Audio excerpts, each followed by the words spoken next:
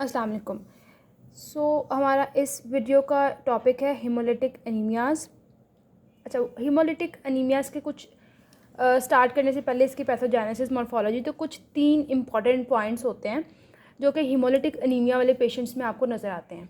ठीक है, as a name suggest it is a haemolytic anaemia. मतलब ये है कि आरबीसीज़ ब्रेक डाउन हो रहे हैं ज़्यादा से ज़्यादा। जब आरबीसीज़ नॉर्मल से ज़्यादा ब्रेक डाउन होने लग जाएंगे तो उनका दैट मीन्स कि उनका लाइफ स्पैन कम है। तो हीमोलिटिक अनीमियाज़ वाले पेशेंट्स में आपको सबसे पहली चीज़ तो ये होगी कि आरबीसीज़ का, उन पेशेंट्स के जो ब्लड में आरबीसीज़ हैं उनका लाइफ स्पैन कम होगा। जब आरबीसीज़ का लाइफ स्पैन कम है, वो जल्दी से जल्दी टूट रहे हैं, तो ब्लड में आरबीसीज़ की कंसनट्रेशन को मेंटेन करने के लिए हमारी बॉडी क्या करेगी, एरिथ्रोपोइटिन का लेवल बढ़ाएगी। जब एरिथ्रोपोइटिन का लेवल बढ़ेगा तो बोन मैरो में जो एरिथ्रोइड प्रिकर्सर्स हैं उनका लेवल बढ़ता है। ठीक है, पहली बात आरबीसीज़ का लाइफ स्पैन कम है। सेकंड थिंग इज़ कि आपके पास एरिथ्रोपोइटिन का लेवल बढ़ेगा।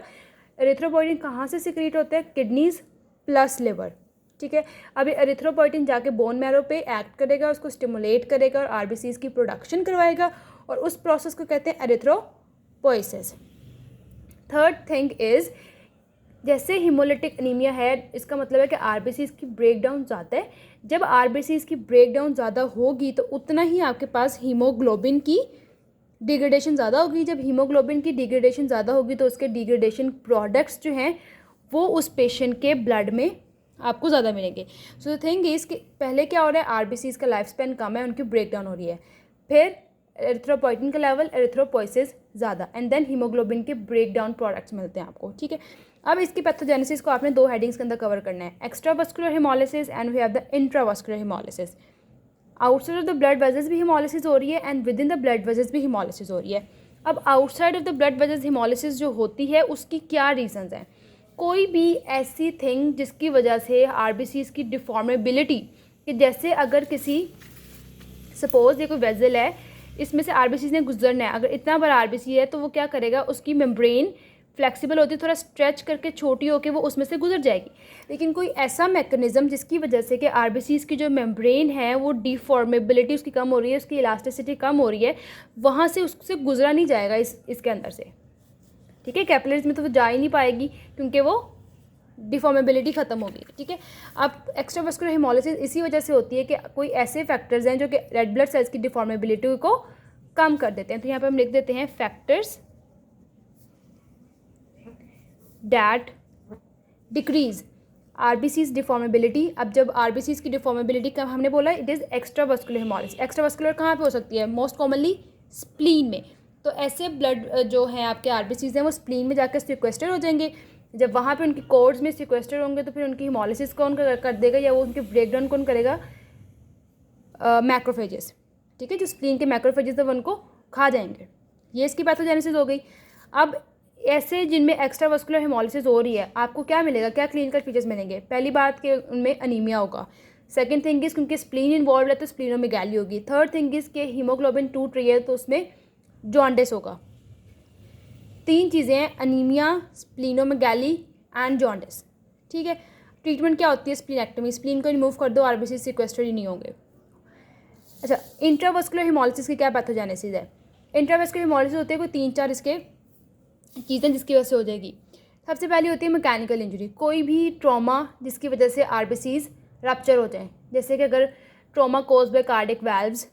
ठीक है, कार्डिक वाल्व्स अगर कोई ट्रॉमा कर रहे हैं, वहाँ से जब आरबीसीज़ गुजर रहे हैं, या आपके पास वेजल्स ही थोड़ी नैरो हो गई है क्योंकि उसमें कोई थ्रोम्बस वगैरह बन रहा है, या आपके पास कोई फिजिकल ट्रॉमा रिपीट हो रहा है।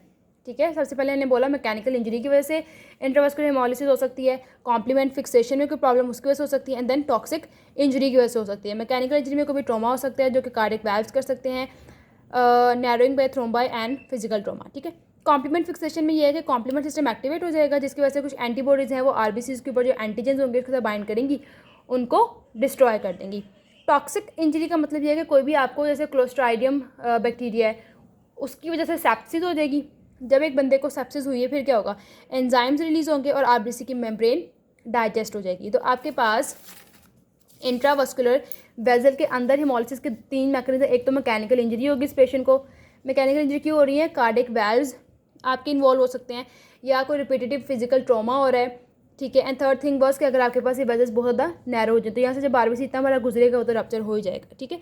सेकंड थिंग आपके पास कहते हैं कोई टॉक्सिक इंजरी, जैसे क्लोस्ट्राइडियल सेप्सिस के बारे में मैंने आपको बता दिया, जो कि क्या करता है, एंजाइम्स रिलीज करता है और आरबीसी की मेम्ब्रेन डाइजेस्ट हो जाती है।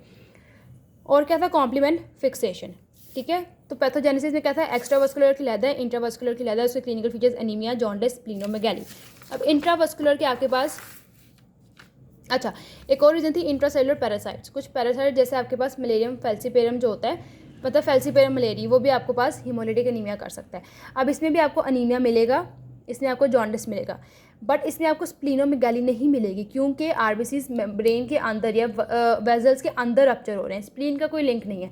तो मेजर थिंग इज स्प्लीनोमेगैली नहीं मिलती है, अनीमिया और जॉन्डिस मिलता है। अब क्योंकि ब्लड वेजल्स के अंदर आरबीसी की ब्रेक डाउन हो रही है तो हमें ब्लड वेजल्स में ही हीमोग्लोबिनीमिया, ठीक है, वही जब जाएगा किडनी में तो हीमोग्लोबिन यूरिया, हीमोग्लोबिन में आयरन होता है तो हीमोसिड्रिन यूरिया। ठीक है। अब यहाँ पे एक चीज़ लिखी हुई है, अब देखो जब फ्री हीमोग्लोबिन होती है वो सीरम एक प्रोटीन है हेप्टोग्लोबिन, उसके साथ बाइंड करेगी, जब उसके साथ फ्री हीमोग्लोबिन बाइंड करती जा रही है तो हेप्टोग्लोबिन का लेवल कम हो गया। हेप्टोग्लोबिन का लेवल कम होगा तो जो फ्री हीमोग्लोबिन है अब क्या होगा उसका, मतलब हेप्टोग्लोबिन के साथ, ये देखो ये आपके पास एक हेप्टोग्लोबिन है, इसके साथ जाके हीमोग्लोबिन बाइंड करती जा रही है। ठीक है। सारे हेप्टोग्लोबिन अक्यूमुलेट हो गए। अब जो और एच बी आ रही है, अब उसके पास तो कोई हेप्टोग्लोबिन है ही नहीं जिसके साथ वो बाइंड करे, तो अब ये हीमोग्लोबिन किस में चली जाएगी, मेट हीमोग्लोबिन में कन्वर्ट हो जाती है। ठीक है। अब ये मेट हीमोग्लोबिन होती है रेड से ब्राउन कलर की, और जब ये यूरिन में जाएगी तो यूरिन को भी कौन सा कलर दे देगी, रेड और ब्राउन। ठीक है। तो ऐसे पेशेंट्स का यूरिन कलर क्या होगा, रेड टू ब्राउन। फिर हीमोग्लोबिन से जो आयरन निकलता है, आयरन प्रॉक्सिमल कॉन्वोल्यूटेड ट्यूब्यूल्स में एक्यूमुलेट होगा तो उसको कहते हैं हीमोसिड्रोसिस। ठीक है। हीमोग्लोबिन हेप्टोग्लोबिन का जो कॉम्प्लेक्स था, अब देखो यहाँ पे मैंने आपको बोला ये जो हीमोग्लोबिन से सारी वो हेप्टोग्लोबिन के साथ बाइंड करेगी। अब ये जो कॉम्प्लेक्स है ये टूटेगा, इससे क्या बनता है, बिलीरुबिन। ठीक है। बिलीरुबिन बनता है। अब बिलीरुबिन का लेवल ज़्यादा होगा तो क्या हो जाएगा, जॉन्डिस। तो यही रीज़न है कि आपके पास हीमोलिटिक एनीमिया वाले पेशेंट में जॉन्डिस क्यों होता है, हेप्टोग्लोबिन हीमोग्लोबिन का कॉम्प्लेक्स मेटाबलाइज हो जाएगा बिलीरुबिन में। अब बिलीरुबिन का कंसंट्रेशन बढ़ती जा रही है, अब वो लिवर उतना ही वो बिलियरी ट्रैक में भेजेगा। बिलियरी ट्रैक में जब वो एक्यूमुलेट होती रहेगी तो एक टाइम आएगा कि वहाँ पे गॉल स्टोन्स बन जाते हैं। ठीक है।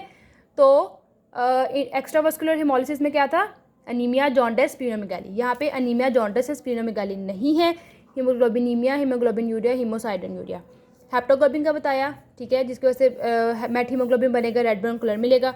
जॉन्डिस क्यों होता है, हीमोसिड्रोसिस क्यों होती है, देन गॉल स्टोन्स। ठीक है। अब मॉर्फोलॉजी क्या है कि आपको क्या क्या चीज़ें आप अगर देखोगे पेशेंट में तो क्या मिलेगा आपको। पहली बात तो आपको मैंने बताया था कि एरिथ्रोपोइटिन का लेवल बढ़ता है। ठीक है।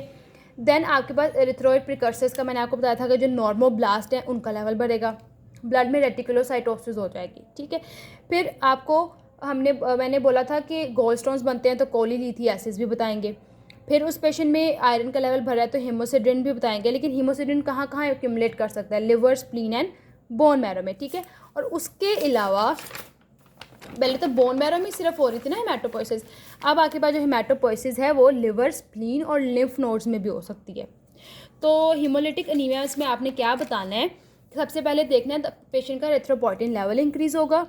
पहली बात, एरिथ्रोपोइटिन का लेवल इंक्रीज़ है तो एरिथ्रोइड प्रिकर्सर्स का लेवल इंक्रीज़ होगा। ठीक है। अब एरिथ्रोइड प्रिकर्सर्स क्या होते हैं, वही नॉर्मोब्लास्ट बोन मैरो में होते हैं। जो चीज़ें बनती जा रही है वो क्या है, रेटिकुलोसाइट्स। अब रेटिकुलोसाइटोसिस मतलब ब्लड में रेटिकुलोसाइट्स, वही एक सीक्वेंस है ना।